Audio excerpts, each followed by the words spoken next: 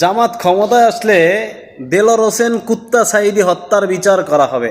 আমার প্রশ্ন হচ্ছে যে কুত্তা সাঈদী আসসালামু হত্যা আলাইকুম। হয়েছিল কবে? জানি না এই একজন মানুষটার রাজাকার বাড়িগন্ধায় কি আসে বিষয় জানার দরকার নেই, মানে তারপরেও বানাইতো আর ভিডিওটা।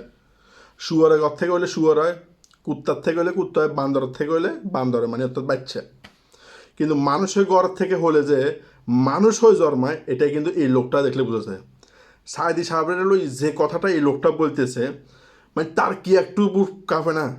তার কি আত্মীয় স্বজন কোনো নাই? তার আত্মীয় স্বজনের ভিতরে কি কেউ কি সাইদি সাহেবের পছন্দ করতে না? আর সাইদি সাহেবের হলো এত বড় কথা বলা। আচ্ছা ভাই, তোমার কি মাথার ভিতরে কেন ঘিলুমিলু আছে?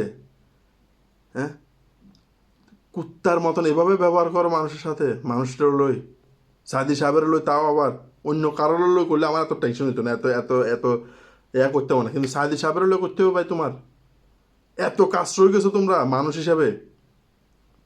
তোমাদের থেকে তো রাস্তার কুত্তা শুয়ার তারাই খুব ভালো। আচ্ছা, এই লোকের কোনো আত্মীয় স্বজন নাই এর ফ্রেন্ড লিস্টে?